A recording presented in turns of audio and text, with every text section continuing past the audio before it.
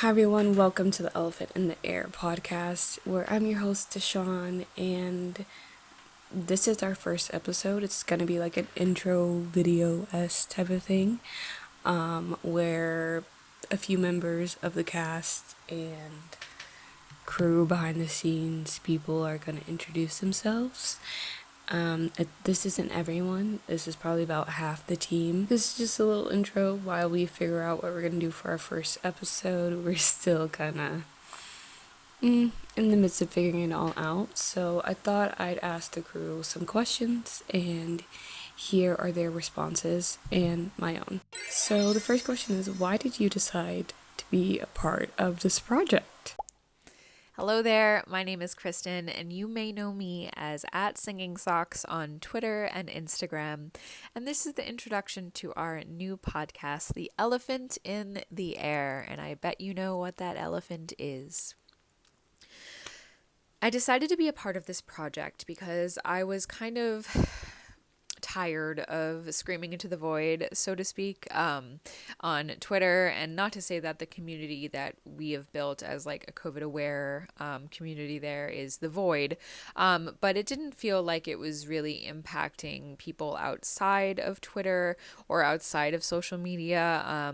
I live in Massachusetts, and you'd think in such an educated, liberal populace, there'd be lots of people masking, and that is not true at all. And so the material conditions around me weren't really changing, and I wanted to channel some of that energy that I spend scrolling and, tweeting, into something a little bit more concrete and tangible and memorable, that hopefully we can platform educational information like case counts, or like what is long COVID, or, how should you look for the wastewater, like there's all these different aspects of in this, disinformation age of like, how do we even access the information that can inform people about COVID and the effects of it, and but also personal experiences and how it has truly deeply impacted so many people's lives, further than just from 2020 to 2022 when everyone refers to as during COVID.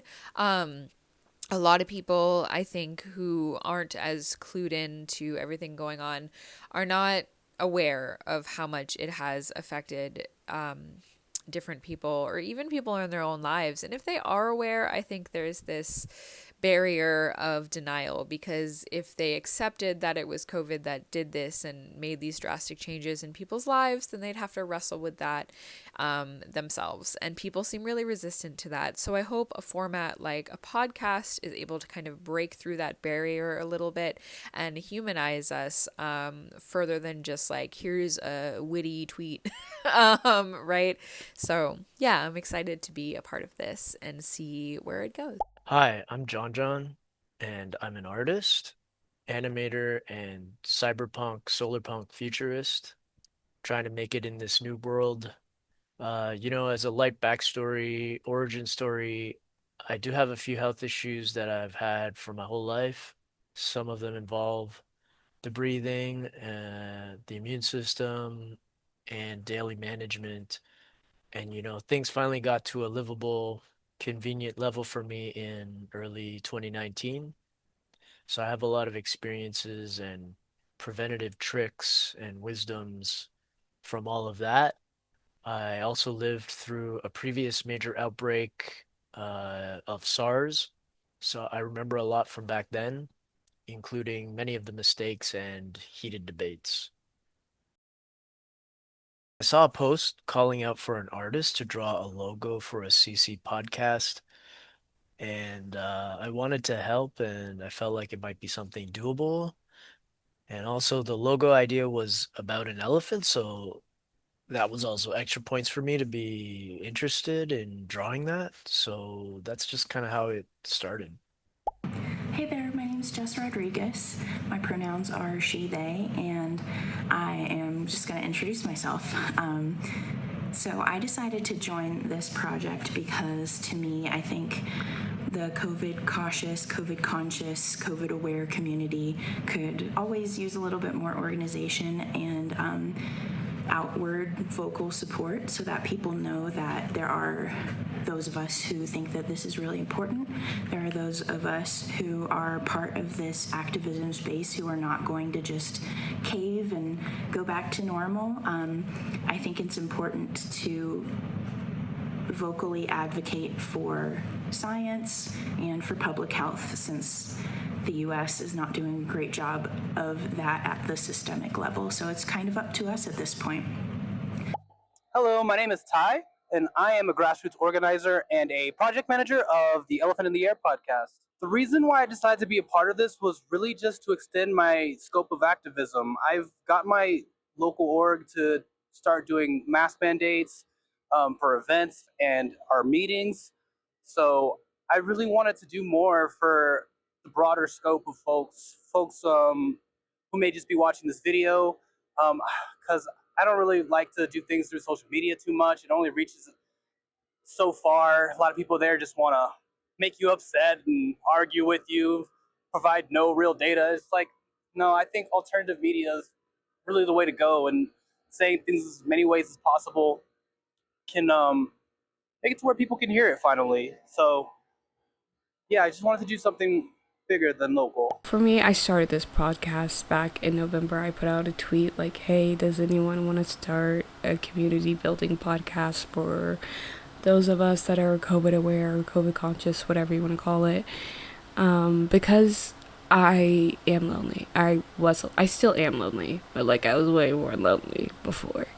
I have long COVID, and the last time I got COVID, I got ME/CFS. Before, I just had POTS and like worsening of depression, autism, ADHD symptoms, things like that. But I was bedbound for a period of time, and then towards the middle of 2025, I started to genuinely get better. I'm still housebound. Yeah, living this life of being COVID aware, COVID conscious is lonely. Even if you have people in your life that like mask for you, which, you know what I mean? It's not the same as having people with a similar mindset and deem, masking as important as it is, as you do if you're a masker. So really I wanted to create a space where we can talk and have conversations about things that are happening around COVID conscious spaces. This is really just for a place for people, for myself and people like-minded as me to have conversations around masking and how to build a better future in a way. Not that I'm gonna solve this problem, not that I can, but I can make sure you feel like you're not alone in this process of either going through long COVID or keeping yourself safe from long COVID in your community. Next question is, since the pandemic began, what area of life has it affected the most? The area of my life that has been affected the most is definitely my career. So I have a master's degree in vocal performance. My bachelor's in music education. Since like the ninth grade, I knew I wanted to be a music teacher in some capacity. I still played instruments, so I wasn't actually like, you'd think it was singing the whole time. But I actually played trombone and percussion at some points. And I also play piano. I can teach piano as well. But my career has been devastatingly affected. In 2015, when I graduated, I immediately moved to the Seattle area, and I was, singing in a symphony chorus. I was singing in Tacoma Opera, and I was kind of, climbing the ranks and working my way up to bigger and bigger roles and more, I guess, exposure, you could say. I had just gotten my first symphonic solo in a commissioned work, which would have been so cool. And I actually ended up moving when that got rescheduled. So the solo I had went to somebody else. So that was not so great. But yeah, I was a really active singer. I was singing in 2 to 3 operas a year, and also in a symphony chorus, like I said. And yeah, it was really, really great. I felt really, really good about where I was musically and career-wise. And then on the side of that, I was also teaching voice lessons, voice and piano lessons. I've been doing that since 2011 though. But I had really just started to find my footing and like my, professional viewpoint and, really kind of solid in my pedagogy and ethics as a teacher. And then all this happened and I moved back to Massachusetts in 2021 and I have been all online from 2020 on. I have not taught, well, I guess I did for a little while when I lived in Washington still. I was teaching some in-person lessons masked outside or in a garage with like the door all the way open. I actually bought one of those like temporary like tents. I bought like a long one, like a 20-foot one, and I left it up for like 6 weeks. And I'd have the student on one end. I had a big fan in the middle kind of blowing our aerosols away, and then I was all the way back, and we had some like pretty wild lessons like in like rainstorms, and then like also the tent finally got destroyed by like this huge windstorm.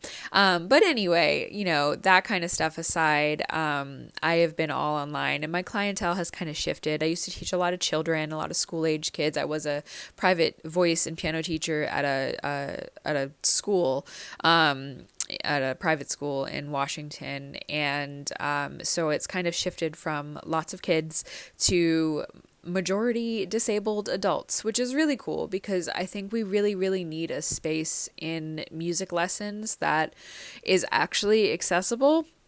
And I put my money where my mouth is. I have really flexible attendance policies, and not a lot of teachers do. And I understand why. It's because you lose money. But I just think it's really important in this mass disabling event to allow these spaces to exist where like disabled people deserve access to high quality music lessons, even if they can't afford, the $300 upfront every month, pay me by the 5th or else you're off the schedule. You have no leeway for absences or rescheduling. Like, it's just not, I was going to say it's not human. No offense to my colleagues, but like, we are in a new chapter of reality where I just don't think that's ethical personally.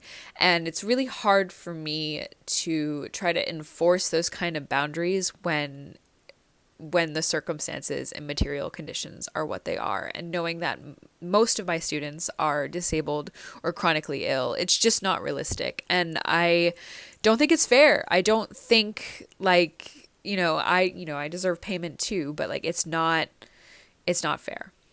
But yeah, so my professional career has really, really shifted. Some ways good, some ways not so good.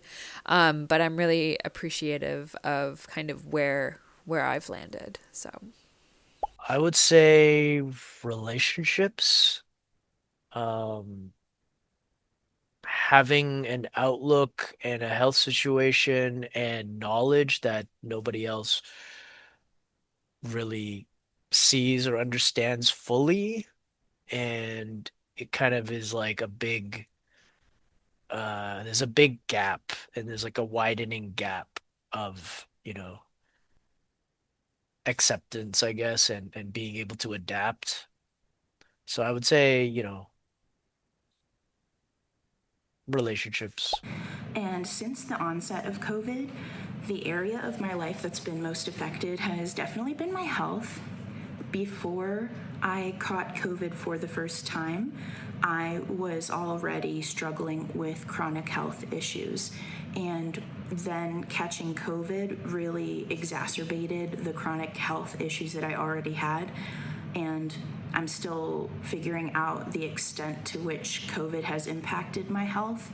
And so, yeah, I'd say definitely my health because it's impacted my postural orthostatic tachycardia syndrome, or POTS. I think that I've had that my whole life, but I haven't had as bad of symptoms before COVID as I do since COVID has began.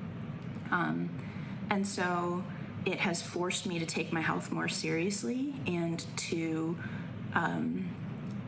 advocate for myself having clean air to prevent my health from getting worse and worse and worse. And I also recognize that, we're all at different places, and there are people who have been more severely impacted by COVID than I have. And so I just feel solidarity with everybody who has experienced long COVID, whether they know it or not. Definitely my relationships. I was a pretty social person before COVID, I would say. I like to go out. I like to hang out with people. I like to have game nights like anybody else, like playing video games, going to my friend's house, drinking, you know. But that's changed a lot. I can't really do that as much as I want to because I'm looking out. And a lot of people don't really understand that. Um, I don't really want to go to places that I'm not safe, where I don't feel safe. And a lot of people just wanted to rush to get back to whatever the normal is. But I like sometimes I do get some courage to go out, but like most of the time I want to know, like, are people going to be taking precautions? And most of the time it's not happening. So yeah, it's like a risk just for me to go and have fun and do what I normally want to do nowadays.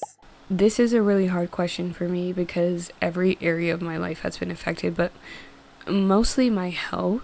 My health, obviously, having long COVID, it's not a like walk in the park. It's extremely hard, and without being extremely lucky, and I mean extremely fucking lucky, and having the third or maybe it was the fourth doctor I went to see, tell me like, yeah, you think you do have long COVID, and sending me to the allergist that she sent me to, I probably wouldn't be here. That's how severe my stomach pain was. Constant allergies, constant urticaria, which I, I still have from time to time, even on biologics, taking Pepsid and like all the antihistamines in the world, still have urticaria somehow. And a biologic. I'm on Xolair. So like, yeah. I'm still not doing great with all that, but like it's getting slowly better day by day. But yeah, so it affected my health the most. My first infection, I started getting symptoms of like worsened depression, anxiety, ADHD, autism symptoms, and that's when I got diagnosed with ADHD around 24. And then my next two infections, mast cell came out really bad, and then POTS, and then my last infection, ME/CFS. And so through all of that, I was masking most of the time, but I still like did things like going out to eat, going to family parties, going to parties with my friends without a mask. But I was in a club with the mask on. I flew. I did everything else with the mask. There were a few times I went to the club without a mask, I'll be honest. But as my health got worse, as I decided to wear the mask more, I lost my friends. I lost my job. I lost multiple relationships. I genuinely think I was predisposed to like mast cell and POTS and ME/CFS because I was always sick as a child due to constant stress and things like that from being undiagnosed ADHD my whole life. And so just the combination of unmasking my autism, refusing to comply to take off my mask for COVID and like other respiratory illness, and then becoming severely physically disabled, you just lose your sense of self, you lose everything around you, and you're left with nothing. Like pretty much just like a drop of hope, and without that piece of hope in one piece, I would not be here. So yeah, my health has been affected the most. I hope that answers the question. The next question is, what do you miss most about pre-pandemic times? I do miss singing without a mask. And I know that might be controversial, but I'm just going to be honest as a human. Hopefully, this podcast, like I said, speaks to the truth of the entire human experience of going through this pandemic. my voice, although COVID itself is very bad for the voice, there's many, many studies on this. It causes dysphonia in about 1/4 of cases, with about 70% of that fourth going on to have like persistent voice issues. And I've seen that in my students. But singing in a mask also kind of has its drawbacks. Although the sound isn't like majorly affected, like you can hear me, because the way a mask works is you have to have the seal, right? The N95 needs that seal. So it's either a little tight or it just restricts the jaw movement. And so your vocal cords are about here, your thyroid cartilage. If you have an Adam's apple, that's your thyroid cartilage. And when you sing higher, that tilts forward. So I was literally feeling my voice catch on where the mask kind of came down. And I don't know, some things have changed in my voice over the last couple years that I thought, because I was only singing in a mask once a week for rehearsal, it's not like I'm doing it for my lessons. I thought, oh, it'll be okay. Like maybe my voice will get a little tired, but it'll be all right. But it really does, especially with certain repertoire and certain ranges, it becomes very difficult. And that's why it's extra disappointing that professional music didn't enforce workplace protections. Again, we are workers, right? And so, singing without a mask could be done safely if everyone was PCR level tested for the day of the performance. If we still mask during rehearsals, right? I could see how testing every single rehearsal might be very difficult, although rapid tests, you might be able to do that and subsidize that. But these organizations they don't have money. They barely have money to pay their musicians, so they were certainly not going to keep these workplace protections in place to help the singers and musicians. They want to keep their larger slice of the pie. So as soon as, Blue Team gave permission, these art organization, which did know better, there were commissioned studies in the arts and aerosol studies. So they know the best rehearsal practices. They know what works. They know what can reduce risk a lot, even if it's not perfect. And they deliberately chose not to do that anymore. So it's really disappointing that there is no outlet for like safe, free singing. So now music is actually more exclusive than ever.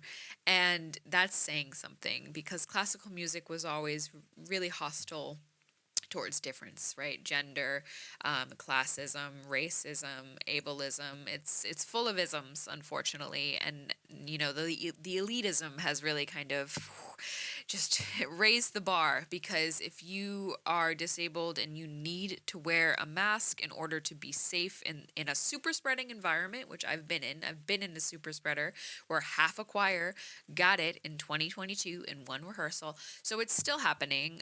People come to rehearsal sick all the time. So it's just not realistic that I can be unmasked in those environments. And the only way that could be possible is robust testing, robust air filtration, honest, transparent cast and people in the room, which we also don't have. So it's just really disappointing.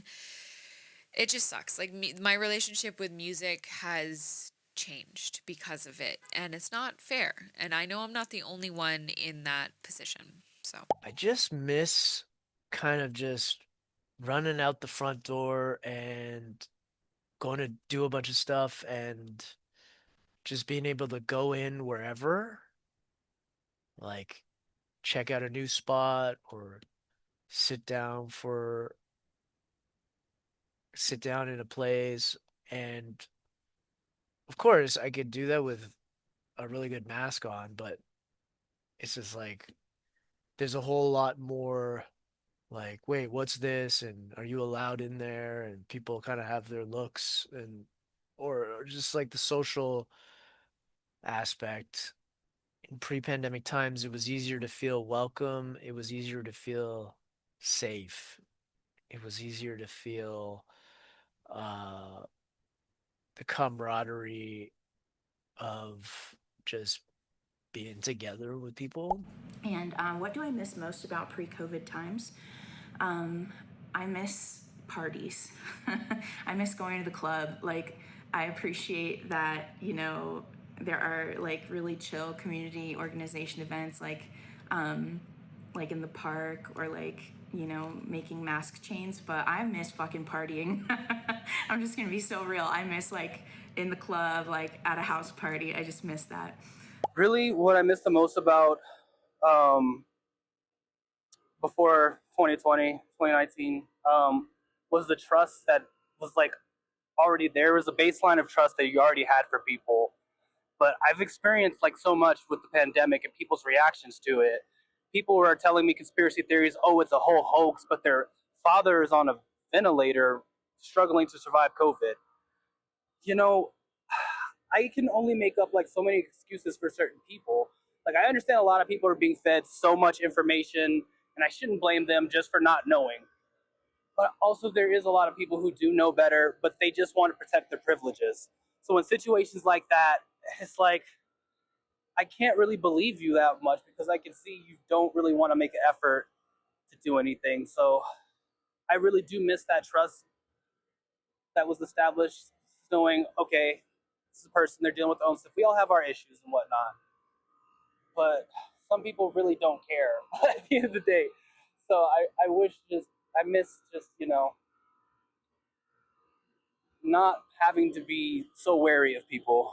What I miss most about before the pandemic is connecting with people, performing for people, just like, having friends, one-on-one hangouts, and like, you know, doing, getting, you know, that is when I'm best socially, is whenever I'm not sober.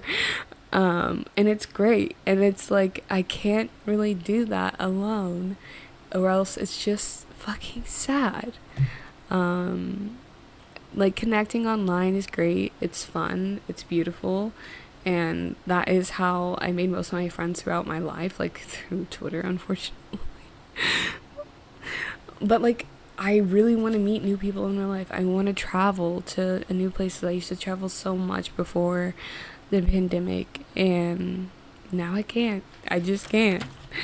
I don't have the immune system for it anymore. The second to last question is, how do you hope to inspire the future with your activism? I hope to inspire the future and kind of what that looks like with my activism, in that, like I said, want to provide a perspective from somebody in the arts and somebody who's an educator, and how we can make that safer and better and actually accessible and inclusive going forward, because COVID has fundamentally changed things.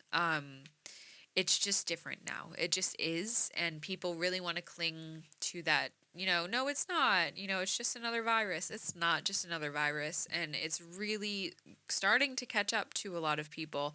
But especially in the next few years, I think it's just going to be unignorable. And it's just really like wild to watch this go down. So I hope that by using spaces like this podcast, that we are able to, like I said, have a platform that delivers accurate information, delivers how we can actually change our lifestyles so that we are truly speaking to disability justice and are accessible, are inclusive, that we are really making changes that will carry us forward into the changed landscape of the future, which we know is going to have economic and climate collapse. So the air is going to be unsafe in other ways, not just viruses. Pandemics are going to increase, but the air is polluted, right? There's wildfires every summer. So people really need this information so that they protect themselves and that they prioritize their community and community care, and not just, kind of hopelessly wade into this uncertain future. I hope to inspire the future through inspiring visually, I think, through visual language, visual communication, art, design. So, what I hope to inspire in future generations is this solidarity.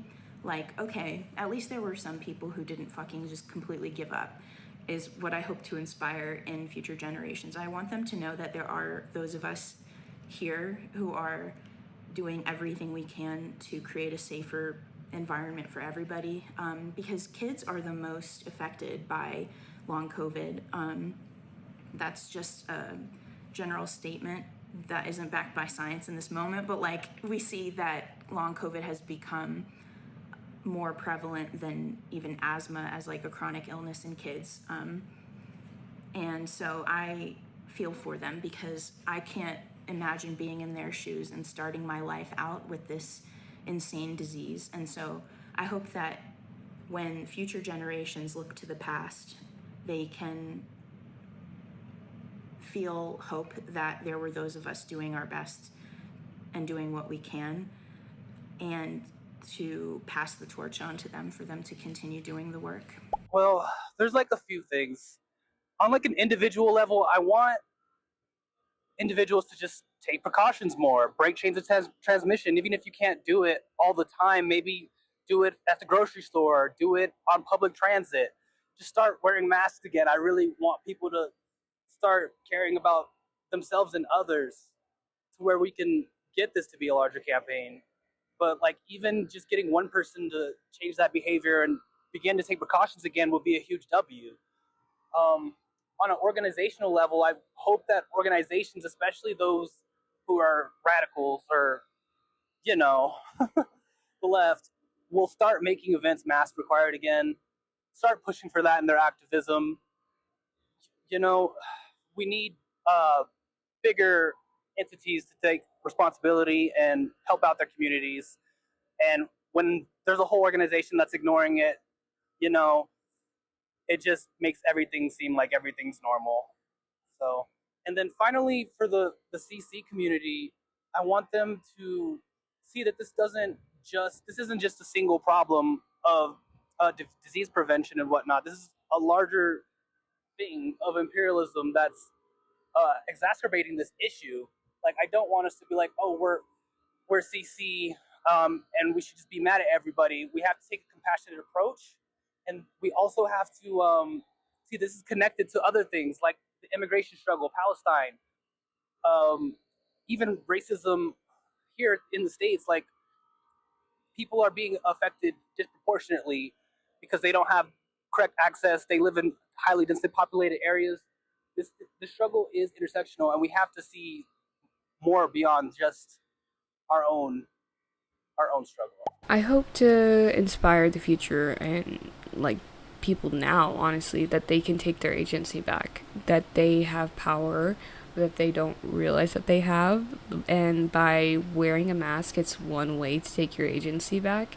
There's plenty of ways to do it, but I think a lot of the reason why people feel so off, so weird, is because they're not making choices for themselves. They're just going through the motions of life.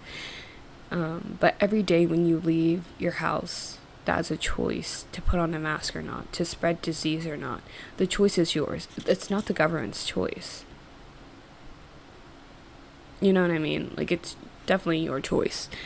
And I want to show that everyday people that are just living an everyday life, not just people with long COVID, not just people that understand the science, they can choose to wear a mask. They can choose to put a mask on and take their agency back and drive their life in a new way because it's theirs. The only way through this, the only way to get out of the constant sickness is to adapt. And for the last question, what keeps you grounded amidst the chaos of the world in present moment? What keeps me grounded in all this is music again, you know, even though my relationship with it has changed a little bit. But also my cat and my partner, who is also COVID aware.